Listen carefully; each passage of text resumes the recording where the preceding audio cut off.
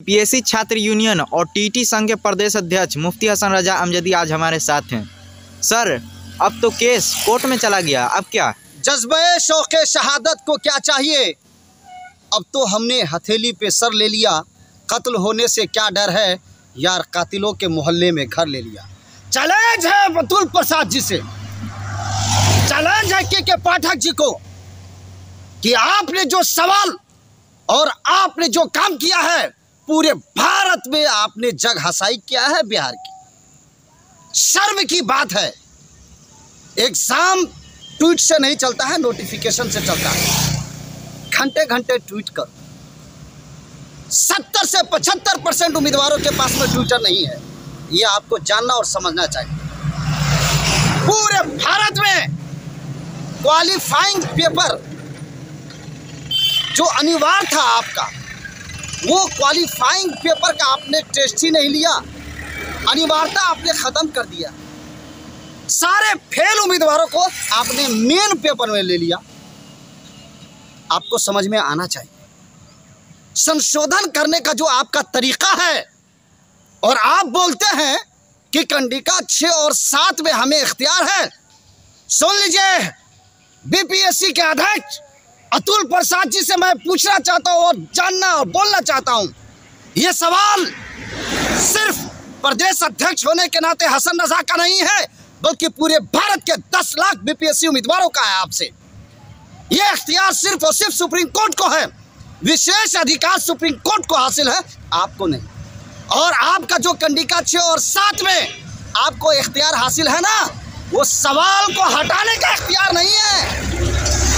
और आपने जो सवाल हटाने का काम किया है ना, ये आपने बिहार के मर्यादा को और बिहार के बेइज्जत करने का काम किया है। सीधा आपके काम से और आपके सवाल से पूरे भारत में आवाजें उठने लगी है और बिहार पे लोग उंगलियां उठाने लगे। बताइए तो, आप बोलते हैं कि बच्चों को पसीना छूट रहा था।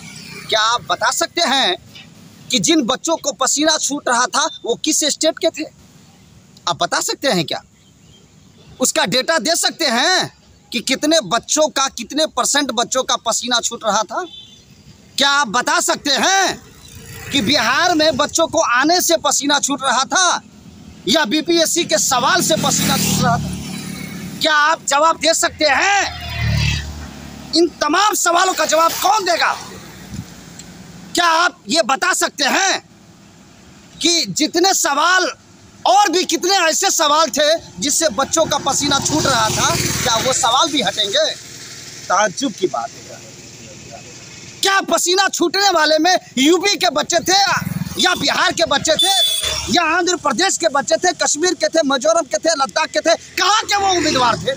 क्या पसीना छूटने की वजह से आप क्वेश्चन और पेपर हटा लेंगे? आप बता सकते हैं आप?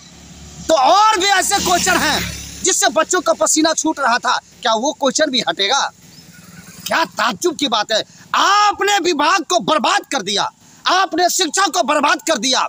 आपने मुख्यमंत्री नीतीश कुमार जी, कान खोल करके सुन लीजिए, आप जिस तरीके से आपने बीपीएससी और बिहार के शिक्षक अभ्यर्थियों के गर्दन पे अपने तलवार चलाया है, आने वाला वक्त आपको हत्यारा, कातिल और आपको निकम्मे मुख्यमंत्री के नाम से जाना जाएगा। यह आपको सोचना चाहिए।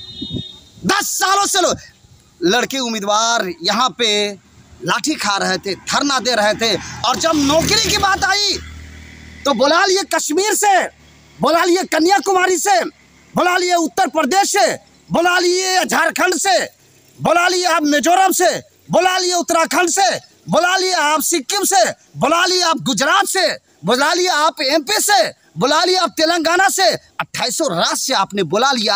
आप क्या करना? आपने लुटा दिया। सिर्फ एक कुर्सी के लिए आपने सारी नौकरी को लुटा दिया, बिहार को आपने बर्बाद कर दिया। सच यही है। आज हाई कोर्ट में जो हमने केस किया है, ऐसे ही नहीं किया है। पूरे भारत, भारत का आत्मा, भारत की शिक्षा, भारत की तालीम, भारत का एजुकेशन कभी आपको माफ नहीं करेगा।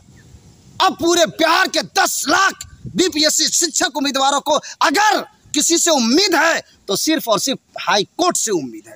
जब डॉक्टर हत्यारा हो जाए, जब सरकारें निकम्मी और नकारा हो जाए, जब सरकार रावण की तरह काम करना लगे तो विद्यार्थी और जनता के पास में एक आसरा और एक उम्मीद कोठी होगा। आप बोलते हैं ट्वीट से काम चलेगा।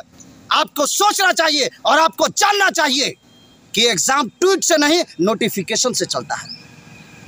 किसी मुख्यमंत्री या किसी मंत्री से देश या स्टेट नहीं चलता है। अगर देश और स्टेट चलता है तो भारत के संविधान से चलता है। आज भारत का आत्मा रो रहा है, आज भारत का शिक्षा रो रहा है, आज भारत की तालीम रो रही है, आज बिहार के अभ्यर्थी तड़प रहे हैं। वो पास होकर के भी, क्वालिफाई होकर के भी वो मेरिट में नहीं आ पाए। आपकी लाठी की वजह से याद रखिएगा, 24 को चुनाव में उखाड़ करके फेंक नहीं दिया महागठबंधन को, तो फिर इसका अंजाम आपको और आगे भुगतना पड़ सकता है। और ये इब्तिदाई इश्क है, होता है क्या आगे आगे देख फिर होता है।